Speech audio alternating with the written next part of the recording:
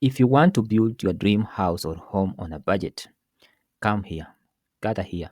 In this video, I'm going to share with you 7 things that you can do to save on the costs of building your house or home.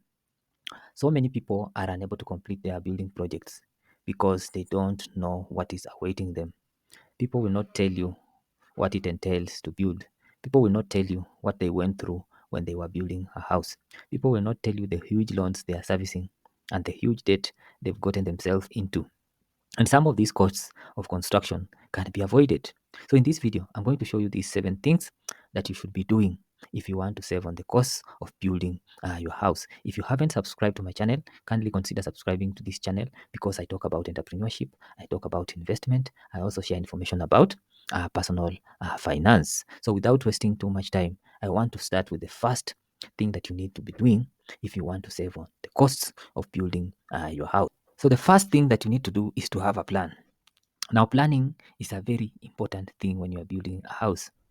For example, start planning where you want to build a house. Where you will build a house will determine what are the costs that you are likely to incur at that place. For example, if you choose to build a house in a place where there is red soil, you will spend more, or the cost will be different from if you choose to build a house where there is black cotton soil.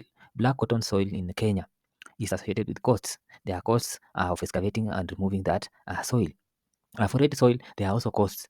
You have to dig the foundations very deep. And these are some of the costs that are associated with building your house. There are also costs associated with utilities like water. Water is a very important thing that you should never ignore when building a house. Accessibility to water will also impact on the costs when you are doing the foundation. Electricity, if you choose to buy your plot very far away from electricity, you'll also have costs being incurred on that particular issue of building a house. So that's the first thing. Ensure that you plan. And planning starts by writing down the goals. I want to move from my rental house to my new house in this and this particular date on this particular month. The second thing you need to do is to choose the contractors and subcontractors wisely. The people you choose to work with will determine the cost of your building. I hope you will remember this. Contractors and subcontractors have associated costs. You need to compare between contractors, and there are things you need to be looking out when you are selecting your subcontractors wisely. For example, you are looking for plumbers when you have reached the plumbing stage or when you're doing the foundation. What criteria are you going to use to choose your subcontractors? Are you just going to look at the price? Most people make mistakes by simply looking at the price and going for the cheapest guys. The cheapest guys can end up being costly. Okay, so it is important to learn how to choose people who can provide quality services, people who can do quality work, and they should be at a reasonable price. So ensure that you choose your contractors wisely if you want to build your house on a budget. There are techniques. There are techniques that you can apply when trying to select the best contractor. There are questions. There are questions you can ask the potential candidates. You also look at whatever they give in terms of quotations. What are their quotations? Do these people really know how to quote whatever they're doing? Do they really know how to diagnose problems? Okay, so that should be the guideline on how to select the contractors for your project. Another important thing, number 3, when you are building a house on a budget, size matters a lot. The bigger the size of the house, the more the cost of building that particular house. Mistakes people do is to fall into that trap of peer pressure. You've seen your neighbor has a very big house. You've seen your cousin has a very big house. You now want to intimidate them. You want to build a bigger house. Shock on you. The cost might not be what you're trying to imagine. So size matters. Choose the size of the house wisely based on whatever budget that you have. Number 4, source materials. Learning how to source materials yourself can be a very good point that will help you save on your cost of building the house. Uh, Different suppliers have different prices. Okay, and one of the techniques that I've learned over time is how to compare between suppliers. Okay, you can also make use of contractors and subcontractors. Some of them get very good discounts, especially on bulk items like cement, paints, and so on, or timber.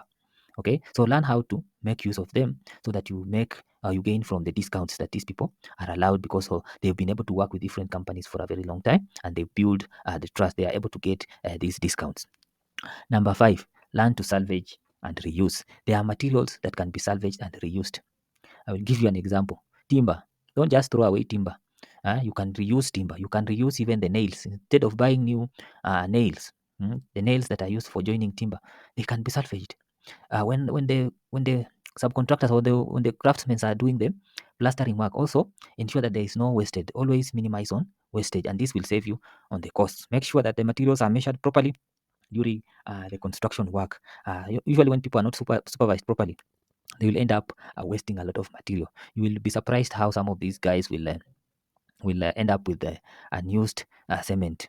Okay, cement that has been mixed with the sand, and you will find it being piled in how do you call them, in bags, in those cement bags. You'll find these guys piling those cement and even throwing away. So ensure that you are able to salvage some of the materials, and you should also ensure that you reuse some of them. Point number 6, do the work yourself if you have the time. There are some things that you can be doing in the construction work. Don't be the person who cannot do anything, especially if you are a man. If you are a lady, you can even do painting. You can learn how to paint your house. You can learn how to do plastering. But avoid these technical aspects or these technical works like doing plumbing and electrical work, because you might burn your house in future. So avoid technical works. Technical works, leave it to the professionals. They know best how to handle the jobs. Where possible, learn some of the hands-on skills like painting. They will help you reduce the cost. Skimming, wall skimming, you can also learn how to do wall skimming, and that will help you save on the cost. Then lastly, start learning about building a home.